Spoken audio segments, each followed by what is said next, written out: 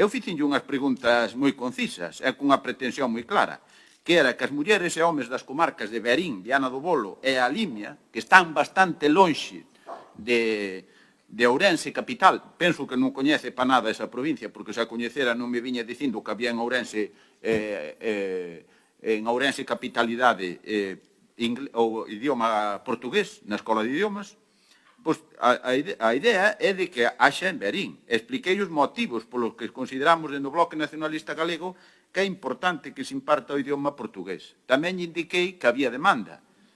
Tamén indiquei o do curso, e volvo a repetilo. E os estudos en lingua portuguesa, polo tanto, facilitarían aínda máis estas relacións a través dunha mellora de competencia lingüística e cultural dos veciños e veciñas de Verín e da súa comarca. Ampliarían a súa capacidade comunicativa para desenvolverse de xeito natural nunha lingua que xa lles é próxima e, sin dúbida, facilitaría a súa proxección internacional.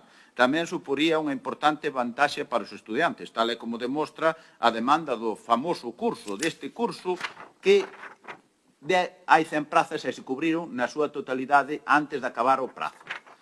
E vostede, pois, venme con as excusas, con datos de que se incrementa o número de alumnos e alumnas en portugués.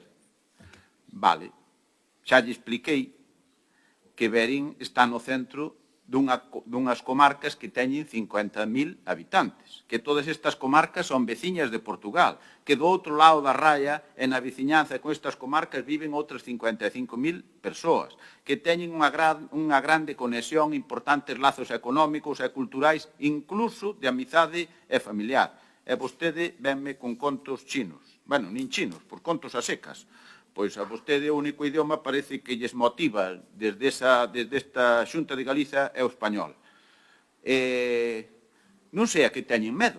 Se teñen medo a que os galegos e as galegas estuden portugués, se teñen medo a que vexan algún exemplo no veciño país, se senten superiores aos portugueses, se consideran o portugués unha lingua inferior que non merece ser estudiada, porque vostede acaba de dar datos do inglés e dice que hai moi pouca demanda, pero para o inglés non fai falta pedilo, non fai falta demanda, nin pedilo, non fai falta recoller miles de asignaturas, non fai falta facer unha iniciativa legislativa popular, non fai falta recoller 1000 asignaturas para pedilo como fizemos no ano 23. Será porque consideran vostedes que é a lingua dos poderosos, a lingua del imperio. Ten que ir rematando, señor Fernández. Son moito do imperio, son dos que se avergoñan dos seus